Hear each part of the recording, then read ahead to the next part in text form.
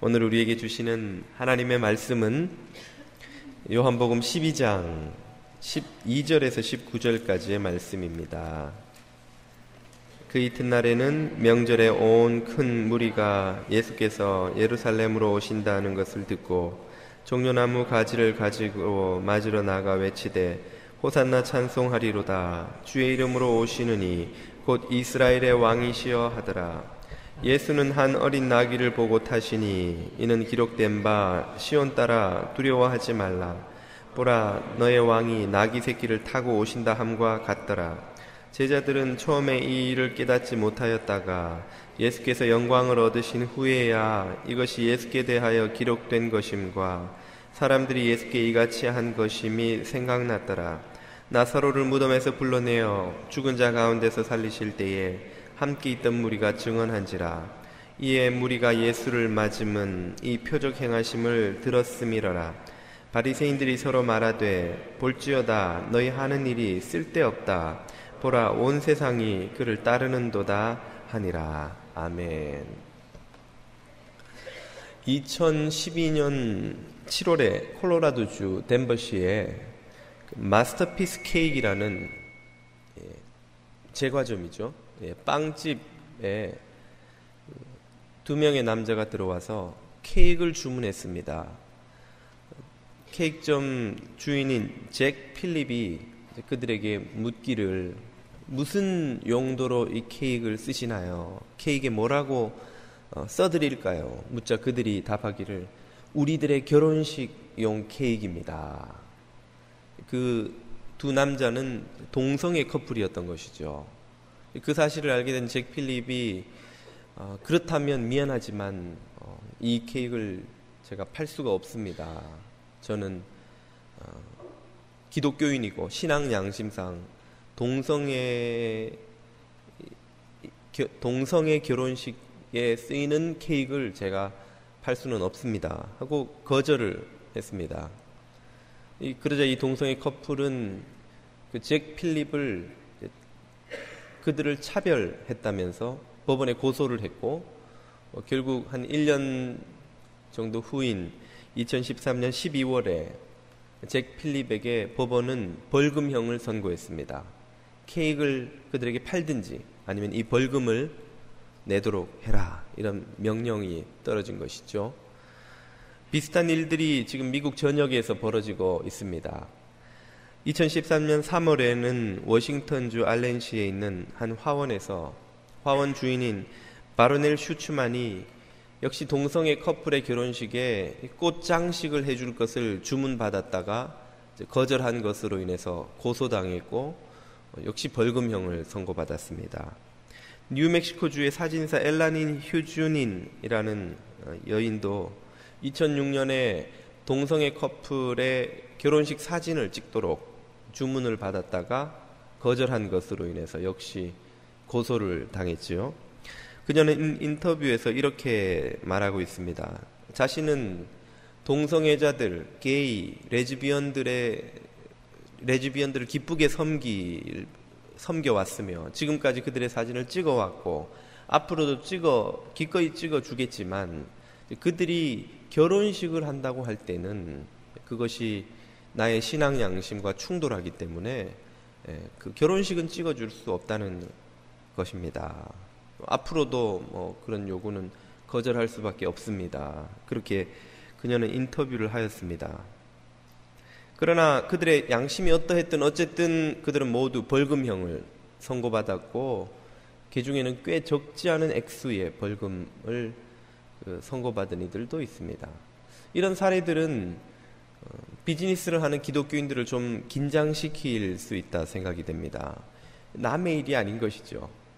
여기 우리 교우들도 많은 분들이 비즈니스를 크고 작은 모양으로 하시는데 그 가게에 손님들이 들어와서 동성애 커플이 들어와서 이런저런 결혼식 용도로 뭘 주문을 했는데 여러분이 만약 거절한다면 법정에 불려가고 벌금형을 선고받고 어쩌면 그 벌금이 대단히 큰 액수가 될 수도 있다는 것입니다. 긴장이 되지 않으십니까?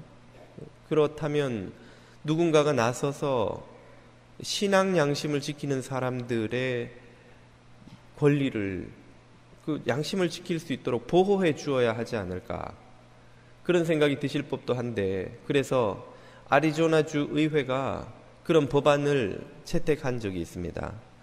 2014년 작년이죠. 2월 달에 아리조나주 의회는 신앙 양심을 지키려는 사람들이 그들의 선택으로 인해서 처벌받지 않도록 그들을 보호하는 법안을 발의해서 채택을 했습니다. 이 정도까지 들으면 참 다행스럽다는 생각도 드실 수 있는데 안심하기는 이릅니다. 그들이 이 법안을 채택하자마자 동성애 권익 옹호 단체를 중심으로 맹렬한 항의가 쏟아져 나왔습니다.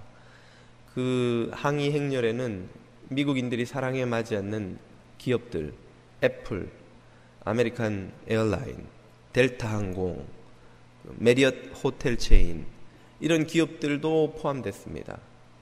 여러분도 이런만 들으면 아실 법한 존 맥케인, 밋 롬니 같은 정치인들도 역시 이 아리조나 주 의회의 결정을 비난하고 나섰고요. 미국 프로 미식축구 협회에서는 만약 아리조나 주 의회가 그 법안을 철회하지 않는다면 슈퍼볼을 애리조나 주에서는 열지 않겠다라는 압력을 넣었습니다.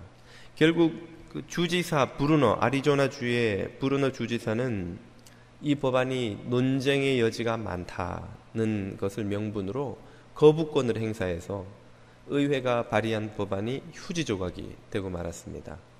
비슷한 법안을 미주리주, 캔사스주, 조지아주 의회도 곧 발의할 예정으로 있었는데 이제 아리조나주의 사정이 이렇게 됐으니 다른 주에서도 법안을 발의하지 않기로 하거나 발의해봐야 결국은 또다시 휴지 조각이 될 가능성이 높은 상황이 된 것이죠. 이 사람들이 동성애자들의 결혼식에 가서 반대 시위를 한 것도 아니고 동성애 결혼식이 잘못됐다고 광고를 한 것도 아니고 단지 자기네 사업체, 자기네 스토어 안에서 자기가 파는 물건과 서비스를 신앙 양심 때문에 동성애자들에게는 제공할 수 없다, 동성애 결혼식에는 제공할 수 없다 고 결정한 것이지만 그것조차도 이제 범법자가 되는 결과를 가지고 올 수 있는 그런 그런 시대를 우리는 지금 살아가고 있습니다. 예전에는 동성애자들이 억울한 차별을 받아왔다면 이제는 동성애에 반대하는 신앙인들이 역차별을 받는 시대가 된 것이죠. 기독교인들이라면, 그리고 이 문제에 있어서 좀 보수적인 입장을 지키는 이들이라면 이 영웅의 출현을 기대할 법도 합니다. 누군가가 용기 있는 정치인이 나서서 이렇게 신앙 양심을 지키려는 사람들을 보호해주는 법안을 좀 통과시키고 실행해 주었으면, 그리고 우리가 믿는 이 기독교 진리가 우리들뿐 아니라 모든 이 미국에 혹은 세계에 살아가는 사람들에게 법이나 제도를 통해서 알려지고 지켜지게 되면 좋겠다 하는 이런 소망들을 많은 이들이 가지지 않겠습니까? 아마 기독교인이라면 누구나 그것이 진리의 승리라고 믿고 또 그런 상황이 와야 되리라고 그렇게 믿고 바라고 있지 않나 생각해 봅니다. 오늘은 진리의 승리란 무엇이고 그 진리의 승리를 위해서 우리 그리스도인들이 어떤 선택을 해야 되는가 하는 주제를 좀 다루어 보고자 합니다. 아시다시피 오늘은 종려주일이지요. 종려주일은 예수님의 예루살렘 입성을 백성들이 종려나무 가지를 들고 나와서 환호하며 환영하였다고 해서 붙여진 이름입니다. 오늘이 지나면 내일부터 토요일까지는 고난주간이고 그리고 다음 주는 부활주일이 되지요. 이것이 이제 교회력 중에서도 가장 중요한 절기가 바로 이 고난주간과 부활주일, 그리고 연말에 있는 성탄주일, 이 두 개의 절기인데요. 이 종려주일에 예수님의 예루살렘 입성을 백성들이 열렬히 환호합니다. 환영하죠. 왜 그들이 환영하는가 하는 문제부터 한번 생각을 해보겠습니다. 본문 12절 13절을 보십시오. 그 이튿날에 명절에 온 큰 무리가 예수께서 예루살렘으로 오신다는 것을 듣고 종려나무 가지를 가지고 맞으러 나가 외치며 호산나 찬송하리로다 주의 이름으로 오시는 이 곧 이스라엘의 왕이시여 하더라. 이 백성들의 환호하는 소리 안에 그들의 기대가 무엇인지에 대한 답이 나와 있습니다. 두 개의 단어를 주목할 필요가 있는데요. 호산나 그리고 이스라엘의 왕이시여. 호산나는 지금 바로 지금 우리를 구해 주옵소서 하는 그 외침입니다. 우리를 빨리 구해달라는 말이죠. 누구에게? 이스라엘의 왕에게. 로마 제국의 식민지였던 이스라엘에게 있어서 온전한 절대적 의미의 왕은 로마 황제밖에 없습니다. 그리고 좀 양보한다면 로마 황제로부터 임명을 받은 분봉왕, 그 당시는 헤롯이겠죠. 헤롯 정도까지만 왕이라는 표현을 쓸 수 있죠. 만약 그 외의 사람들에게 왕이여라고 부르는 순간 부르는 자들이나 불린 사람이나 모두 다 반역죄에 걸립니다. 요즘으로 치면 국가보안법에 걸려서 끌려가는 거예요. 그런 상황에서 지금 백성들은 열렬히 이 예수님을 향해서 우리를 지금 구해 주옵소서 이스라엘의 왕이시여 하고 호소하고 있는 것입니다. 이것은 그들이 지금 어떤 현실에 처해 있다는 것을 전제로 합니까? 지금 그들이 로마의 압제 아래서 이 모순과 불의가 가득한 세상 가운데서 박해받고 있고 고통받고 있고, 그래서 빨리 누군가가 우리를 구해 주어야 한다는 그런 절박한 기대가 여기에 있는 것이죠. 그리고 그 구해 주실 메시아 구원자가 바로 예수님 당신이십니다 하고 지금 외치는 것입니다. 그들이 예수님에게 이런 기대를 거는 이유가 본문 17절 이하에 이렇게 나옵니다. 나사로를 무덤에서 불러내어 죽은 자 가운데서 살리실 때에 함께 있던 무리가 그 사건에 대해서 증언을 한지라. 이에 이것을 듣고 무리들이 예수를 맞음은 환영함은 이 표적 행하심을 들었음이라. 이게 지금 백성들이 예수님에게 기대를 거는 이유죠. 죽은 사람을 살릴 정도의 능력을 가진 이라면 로마 군대를 몰아내는 건 일도 아니겠군. 로마와 결탁한 저 정치 종교 지도자들, 매국 노들을 몰아내는 건 일도 아니겠군. 이런 기대가 지금 백성들 안에서 싹 트는 것이죠. 이것이야말로 오늘 우리 그리스도인들이 사실 주님을 모셔드리면서 우리 마음에 품는 기대의 다름 아니죠. 우리는 모두 우리가 겪고 있는 현실의 고통으로부터 주님이 빨리 우리를 좀 구해주시기를 기대합니다. 주님 빨리 이 경제적 어려움으로부터, 이 비즈니스가 어려운 것으로부터, 이 몸이 아픈 질병으로부터, 이 신분이 해결 안 되는 이 상황으로부터, 이 답답한 상황으로부터 빨리 저를 좀 구해주십시오. 우리 모두가 이런 기대를 가지고 주님을 모셔드리기를 원하죠.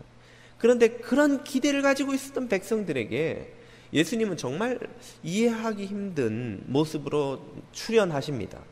어떤 모습으로 출현하셨길래? 본문 14절이 이렇게 그 모습을 소개하죠. 예수는 한 어린 나귀를 보고 골라서 타시니. 골라서 타셨다 이 말이에요. 마태복음을 보면 예수님이 제자 둘을 보내서 어느 집에 있는 나귀를 딱 찍어가서 그 나귀를 끌고 오너라. 그 택하신 것이죠. 우리는 이 어린 나귀를 타신 예수님의 모습이 대단히 좀 낭만적으로 그려지기도 이해되기도 합니다만 실제로 이것은 대단히 우스꽝스러운 모습입니다. 쉽게 말해 어린 나귀 새끼는 절대로 왕이 타지 않는 그런 탈 것이에요. 왕이라면 당연히 어떤 탈 것을 이 짐승을 타겠습니까? 크고 높고 다리가 쭉 뻗은 튼실한 기름기가 절절 흐르는 그런 백마 혹은 아주 이집트에서 수입한 흑마 이런 말들을 타야 일단 높아서 백성들이 우러러 보게 되고 멋있고 그 화려한 안장 위에 앉은 모습이 권위가 있어 보이잖아요. 어린 나귀 새끼는요, 여러분 타면 그냥 선거나 탄거나 키가 거의 똑같아요. 그러니까 사람들하고 눈높이가 똑같아지는 겁니다. 그걸 탔다고 높아지지가 않아요. 그리고 나귀는 안장을 채우지 않기 때문에 그 위에서, 여러분 저는 좀 타봤거든요 옛날에. 균형 잡기가 굉장히 힘이 듭니다. 노련해지지 않으면. 이 뒤뚱뒤뚱 걷는 나귀 위에서 균형을 잡는 게 대단히 우스꽝스럽습니다. 이건 비유하자면요, 오바마 대통령이 여기 뉴저지에 퍼레이드를 한다 그래서 막 기대가 돼서 나가봤더니 폐차 직전에 티코를 타고 나타난 거예요. 여러분, 티코 아세요? 티코? 미국에서 나오지도 않는 800cc짜리 경차. 이렇게 의자를 이렇게 쭉, 다리를 쭉 뻗어서 의자를 뒤로 빼면 저처럼 다리 긴 사람은 그 뒤에 있는 사람이 앉지도 못해요. 요러고 앉아요, 요러고. 예. 저처럼 키 큰 사람이 들어가면 이렇게 이게 차 천장이 머리에 이렇게 닿아요. 그게 티코인데 오바마가 저보다 조금 더 크잖아요. 예? 키도 조금 크고 다리도 약간 길어 보이더라고요.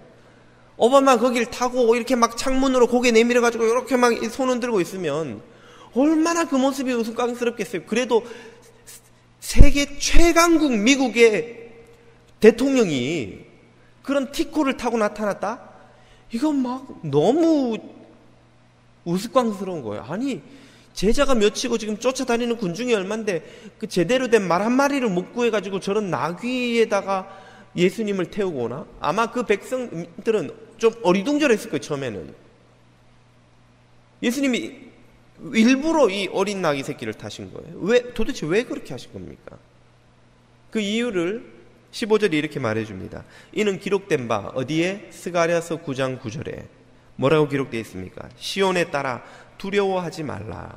보라, 너의 왕이 나귀 새끼를 타고 오신다 함과 같더라. 왜 시온의 딸들이, 이스라엘의 여인들이 왕이 나타나면 두려워할 걱정부터 해야 되죠? 고대 왕들은 공포의 대상이었습니다. 오늘날에는 대통령이고 누구 사람 하나를 신문하고 가둘래도 법이라는 이 절차와 제도 안에서 그 틀 안에서 하지 않으면 안 되지만 고대 왕들은 자기 말이 곧 법이에요. 여러분, 세례 요한이 어떻게 죽었습니까? 헤로드 왕이 술김에 딸하고 한 약속 때문에 죽은 거예요. 그렇지 않습니까? 정식 재판도 없었어요. 술김에 딸한테 야, 너 춤 잘 추니까 내 소원 뭐냐? 말해봐. 그래서 그 약속 때문에 그 약속 지키느라고 사람 하나를 끌고 와서 목을 자른 거예요. 세례 요한을 쫓아다니는 제자가 얼마나 많은데 그런 사람들도 그렇게 목숨을 그냥 왕의 말 한마디 잃는 시대였으니 왕이 얼마나 두려운 존재였겠어요. 그런데 이스라엘의 딸들은 그 왕을 두려워할 필요가 없다는 거예요. 왜? 왕이 어떤 모습이니까. 너의 왕이 나귀 새끼를 타고 오신다.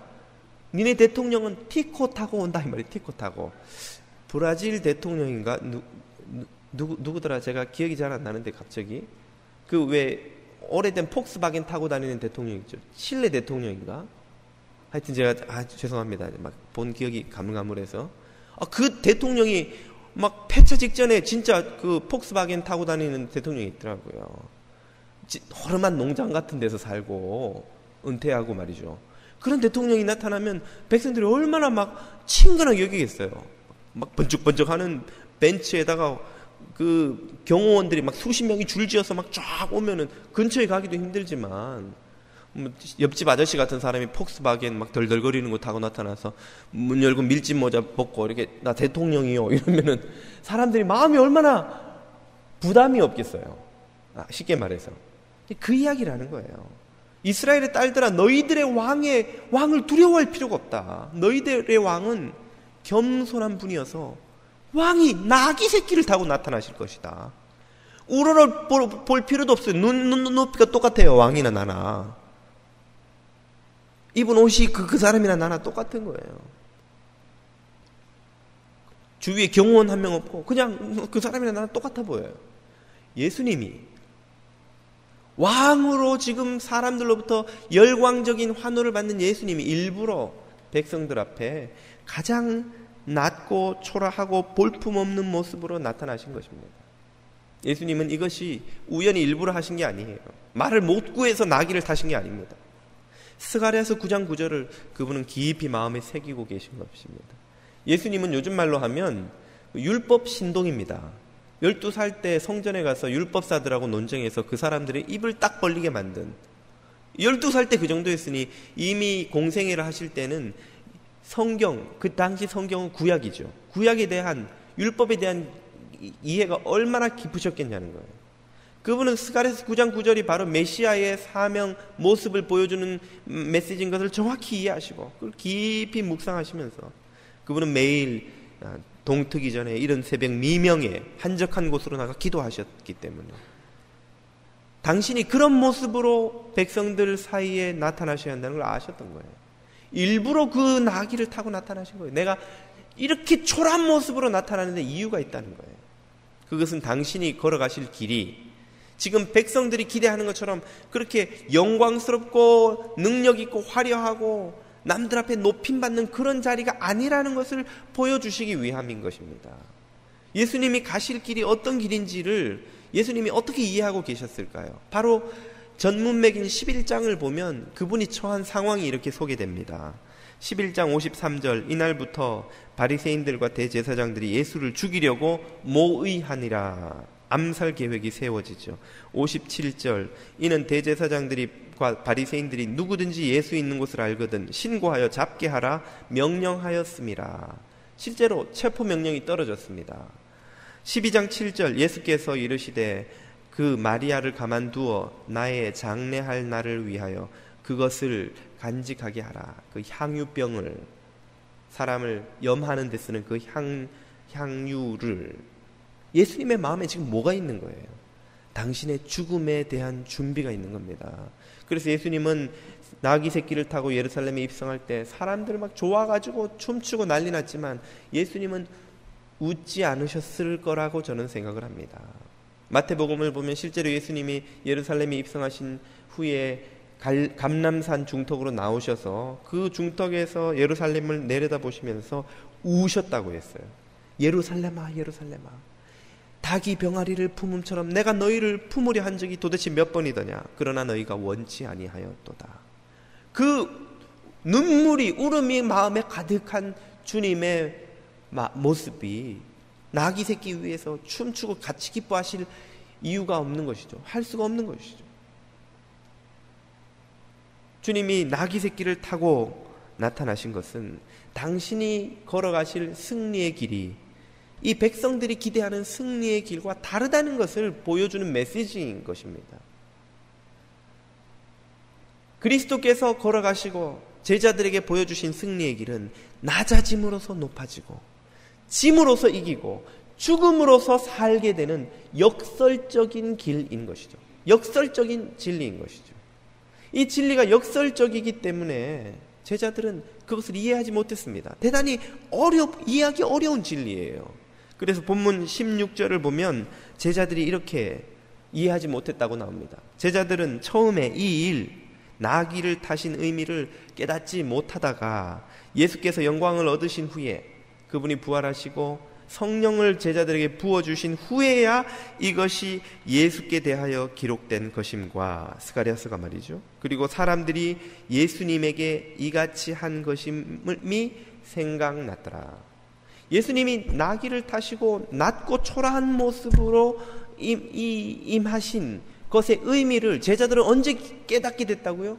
나중에 부활을 보고 성령 세례를 경험한 후에야 깨닫게 됐다는 거예요. 그전에는 깨닫지 못했다는 겁니다. 그러니까 지금 막 엉뚱한 기대를 하고 엉뚱한 환호를 하고 있는 거예요. 이런 몰이해는 그 당시의 제자들이나 오늘날을 살아가는 그리스도인들이나 별 차이가 없습니다. 그렇기 때문에 오늘 우리 그리스도인들이 세상 사람들처럼 똑같이 더 가지고 더 높아지고 더 주장하고 더 이겨야 승리하는 줄 알고 세상과 싸우고 있는 거예요.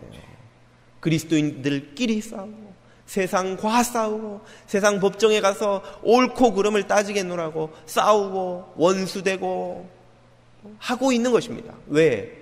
더 가지는 것이 이기는 것이니까. 더 높아지는 것이 이기는 것이니까. 더 화려한 것이 이기는 것이니까. 그런 나귀 새끼 타지 말고 의리의리한 멋진 말을 타는 게 이기는 거니까요. 그런 티코 타지 말고 삐까뻔쩍한 벤츠 타는 게 이기는 거니까요. 그 제자들이 이해 못한 것처럼 오늘 우리들도 아직 이해 못하고 있는 거예요. 성령으로 우리의 눈이 열리지 않으면 진정한 승리의 길이 뭔지 우리는 깨닫지 못하는 것입니다. 그러나 오늘 본문은 진정으로 승리하는 길은 무엇인지를 19절에서 이렇게 가르쳐 줍니다. 예수 그리스도께서 낮아지시고 지시고 죽으심으로써 거두신 승리가 무엇인지를 바리새인의 입으로 증언하는 거예요. 바리새인들이 서로 말하되 볼지어다 너희 하는 일, 우리가 예수를 죽이기로 모의한 암살하기로 한 계획이 다 쓸데없다. 왜? 보라 온 세상이 백성들이 다 그를 따르는데 언제 몰래 그를 잡아다가 죽이냐. 못하겠다 라고 말하는 것이 바리새인들의 의도였지만 사도 요한은 이 요한복음에서 이 표현을 중의적으로 쓰고 있습니다. 여기에 두 가지 의미가 있다는 거예요. 바리새인들이 자신도 모르게 예수 그리스도가 거두시는 승리를 그들이 예언하고 있는 것입니다. 그 승리란 무엇입니까?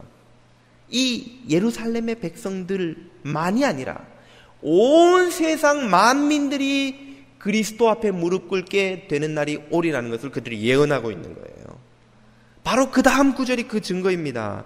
20절을 보면 명절에 예배하러 올라온 사람들 중에 헬라인 몇이 있는데 이 헬라인은 유대인들을 제외한 모든 외국인, 이방인들을 말하는 것입니다. 그 당시는 로마 제국 시대였지만 로마 제국 전에 그 지중해 세계를 평정했던 헬라 제국이 있었고 로마가 정치적으로 헬라를 밀어낸 후에도 문화적으로는 여전히 그 세계는 헬라 세계였어요. 그래서 이방인들은 통상 헬라인으로 통합니다. 그러므로 헬라인 몇이 예배하러 왔다 이 말은 모든 이방인들의 대표가 왔다는 의미인 것이에요. 여기에서는 그 사실 그 몇이 있는데 그들이 21절 갈릴리 벳세다 사람 빌립에게 가서 청하여 이르되 선생이여 우리가 예수를 배우고자 하나이다.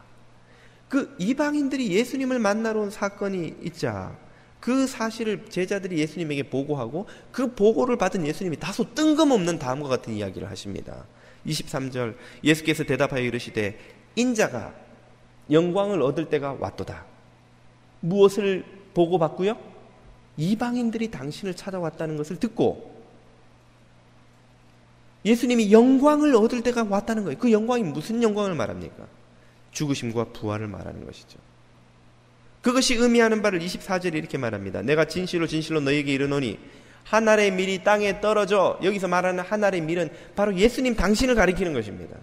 내가 땅에 떨어져 죽지 않고 이 세상에서 제자들이 원하듯이 세상의 영광과 성공을 구하고 있으면 한 알 그대로 있다가 끝나지만 그것이 내가 거둔 성공이라고 끝나지만 그러나 내가 죽으면 십자가에서 죽으면 부활의 영광을 경험할 것이고 많은 열매 수많은 민족 백성들이 주님께로 돌아오게 되는 많은 열매를 맺느니라. 이것이 예수 그리스도가 거두실 진짜 승리였던 것입니다. 제자들이 생각하는 승리와 예수님이 생각하는 것은 완전히 다른 개념이 다른 승리예요. 제자들은 지금 자기들의 눈앞에 있는 이 세상에서 그들이 손에 쥘 수 있는 화려한 삶, 성공의 삶, 부유한 삶, 남들이 우러러보는 삶을 손에 쥐는 것을 성공이라고 생각했습니다. 그러기 위해서는 예수님이 화려하고 큰 말을 타고 와야 되는 거예요. 그래야 나도 그 뒤에 그보다 좀 작지만 괜찮은 말을 타고 쫓아갈 수 있으니까. 그런데 그들의 주가 낙이, 그것도 어린 새끼 낙이 조그만 놈을 타고 오면 더 작은 놈이 없잖아요. 그럼 제자들은 어떻게 해야 돼요? 그 뒤에서 고생 뛰어야 되죠. 그건 제자들이 볼 때 성공이 아닌 거예요. 예수님 이게 뭔 성공입니까? 그러나 예수님은 그렇게 낮고 비천하고 보잘것없는 모습으로 이 땅에 와서 죽음으로써 수많은 세상의 생명들을 하나님께로 돌아오게 하는 것이 당신에게 있어서 진짜 성공이었던 것입니다. 영원한 성공이었던 것이에요. 그것은 세상의 모든 것을 잃고라도 얻어야 되는 성공이었던 것입니다. 제자들의 성공과 예수님의 성공은 이렇게 완전히 차원이 다른, 수가 다른, 바라보는 관점이 다른 성공이었던 것이에요. 비유하자면 이것은 바둑을 두는데 수를 내다보는 차원의 이 차이입니다. 비기너들이 하면 보통 한 집 먹으려고 막 세수 내수 계산하잖아요. 요거 요렇게 이렇게 해서 저거 한 집 먹어야지.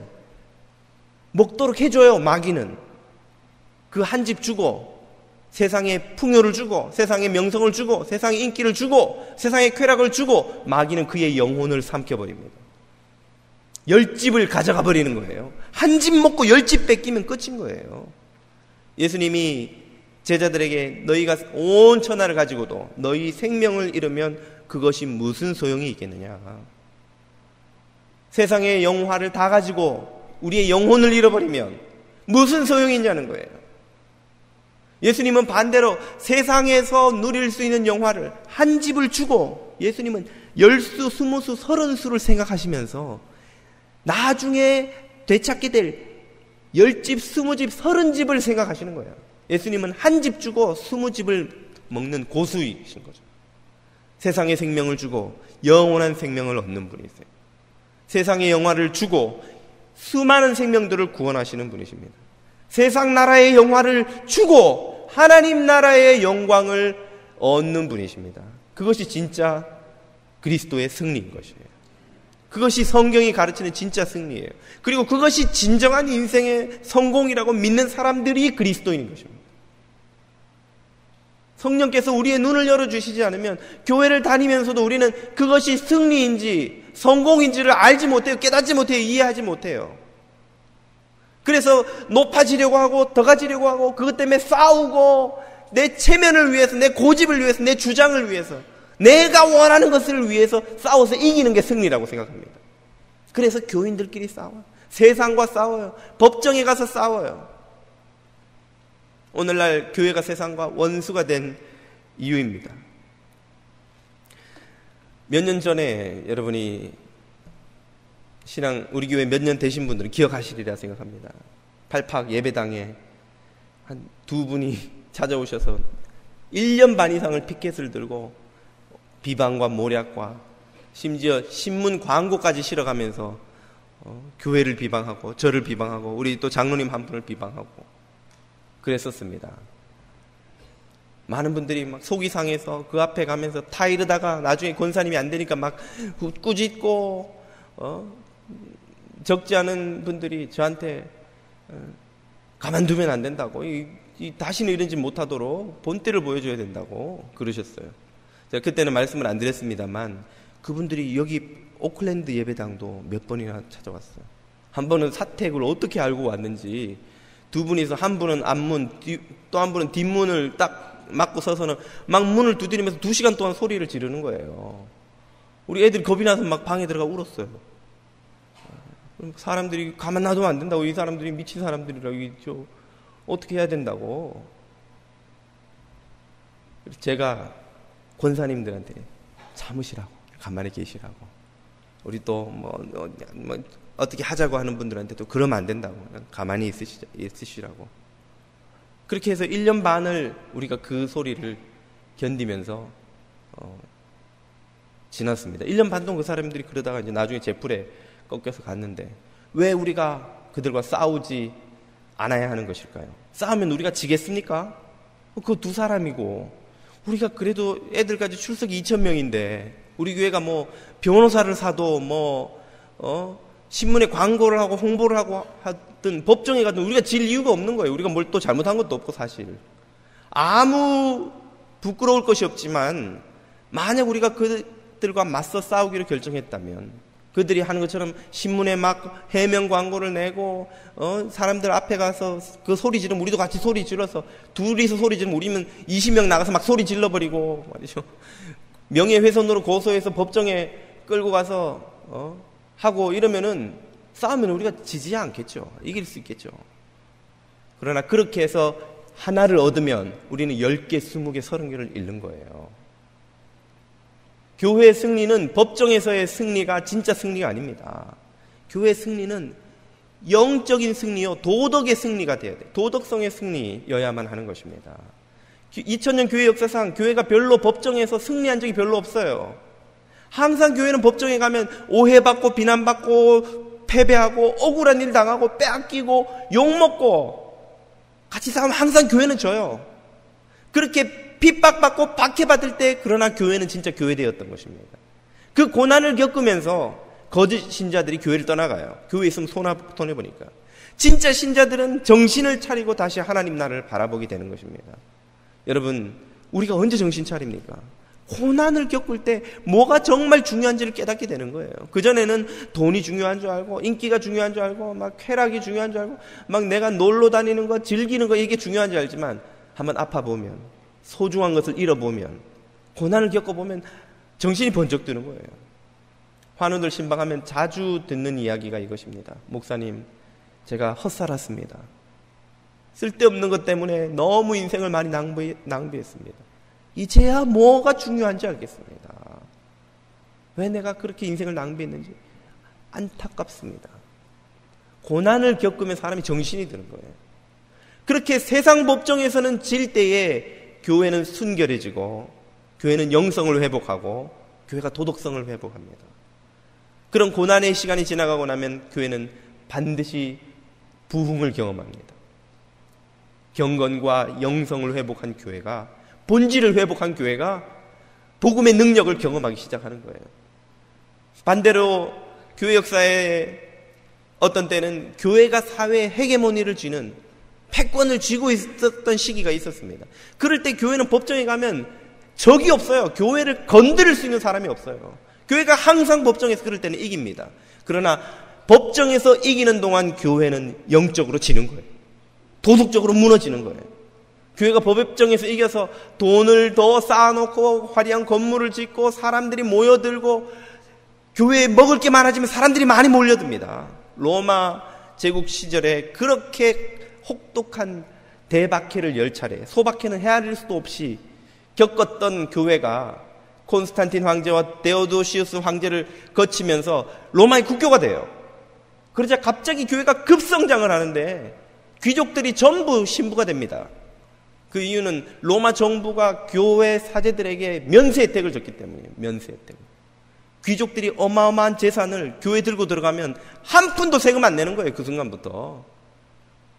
그런데 신부는 로마 제국이 나중에 로마 캐톨릭이 발전하면서 신부가 독신으로 살아야 됐는데, 돈도 많고 권력도 있는데 독신으로 살 이유가 없잖아요. 신부로 살면서 아내 첩을 다 따로 두고 아이 가정집 다 따로 두고 출근해서 그냥 신부로 이렇게 살다가 다시 돌아가면 귀족으로 사는 이런 일들이 일어났습니다. 로마 정부로부터, 귀족들로부터 엄청난 도네이션이 교회에 쏟아져 들어와서 교회 돈이 어마어마하게 많았어요. 귀족들은 다 신부 아니면 사제, 뭐 또 교회 관련, 왜? 황제가 기독교인이 됐기 때문에. 여러분, 군대에서 사단장님이 기독교인이시면 참모들이 다 갑자기 다 기독교인으로 개종해요. 그 사단장님 떠날 때까지.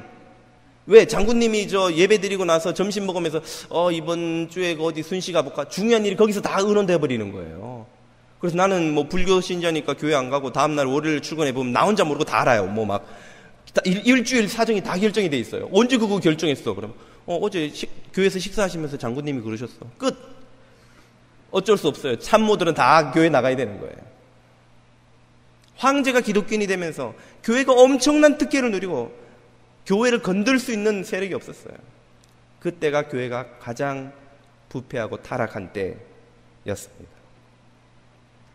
지금 교회가 한국 사회에서 질타를 받고 있는 것은 지난 세기에 교회가 급성장을 하면서 한국 교회가 한국 사회에 손댈 수 없는 기득권, 이익 집단이 된 데에 대한 반작용이라고 볼 수 있습니다. 교회가 더 이상 박해받는, 핍박받는 소수가 아닌 거예요. 교회에 엄청난 힘이 있어요. 정치인들도 선거철이 되면 이 교회 저 교회 매주 막 그것도 큰 교회 사람 많이 모이는 데 쫓아다니면서 우리 교회 어느 의원께서 오셨습니다 하면 일어나서 박수 받으면서 이번 선거 때 말은 안 하지만 선거 때만 되면 얼굴이 나타나니까 기억해 주십시오 하는 메시지를 교회에 줘야 자기 정치 생명에 도움이 되는 그런 시대가 되었습니다. 교회를 정부도 함부로 건드릴 수 없어요. 지금 종교인 과세건이 계속 한국 국회에 계류되고 올라갔다가 내려오고 올라갔다가 내려오고 하지만 손 못 대요, 정치인들이. 그 정치인들 중에 기독교인도 많고 그 뒤에 백그라운드에 엄청난 기독교인 그룹들이 있기 때문에 이것이 과연 교회의 승리인지, 진리의 승리인지, 복음의 승리인지, 예수 그리스도께서는 낮고 보잘것없는 모습으로 어린 나귀 새끼를 타고 오시면서 말씀하시는 거예요. 그거는 복음의 승리가 아니다. 그건 진리의 승리가 아니다. 그건 진리의 타락이요. 복음을 부패시키는 것이요. 너희가 승리가 아니라 정말 망하고 멸망하는 길로 가는 것이다. 한 집 얻고 10집을 잃어버리는 거예요. 교회가 권세를 얻고 영성을 잃어버리는 거예요. 교회가 힘을 얻고 도덕성을 잃어버리는 거예요. 요 며칠간 한국에서 또 참 입에 담기도 부끄러운 사건이 또 터졌어요. 모 당산 비리에 연루된 회장님이 다니시는, 장로로 섬기시는 교회가 돈 세탁, 그 수백억 대의 돈 세탁에 이용됐다는 거예요. 제가 기사를 찬찬히 읽어보니까 교회가 어떻게 돌아가는지를 잘 모르는 사람들이 만들어낸 억측도 있지만 또 충분히 그런 억측을 할 수 있을 만큼의 근거가 될 만한 일도 없지 않아 있는 거예요. 교회가 그렇게 돈이 많고 힘이 세고 사람들이 교회를 함부로 하지 못하는 것이 과연 진리의 승리인가? 진리의 승리가 아니라는 것입니다. 교회는 박해받고 오해받고 비난받는 것이 당연한 거예요. 여러분 신앙생활 10년, 20년 하시지만 제가 설교하는 거 다 이해되세요?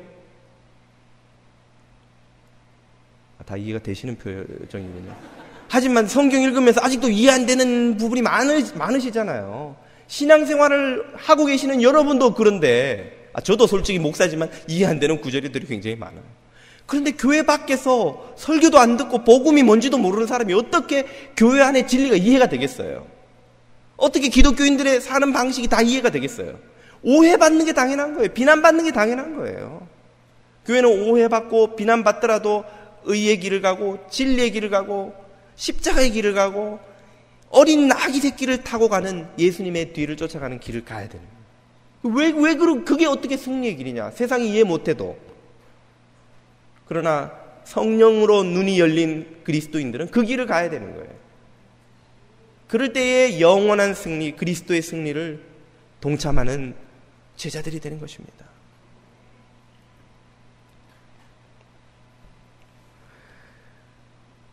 성령께서 오늘 저와 여러분의 눈을 열어주셔서 어린 나귀 새끼를 타신 예수님을 뒤따르는 제자들, 크고 화려한 말타기를 구하지 않는 제자들로 저와 여러분이 살아갈 수 있게 되기를 축복드립니다.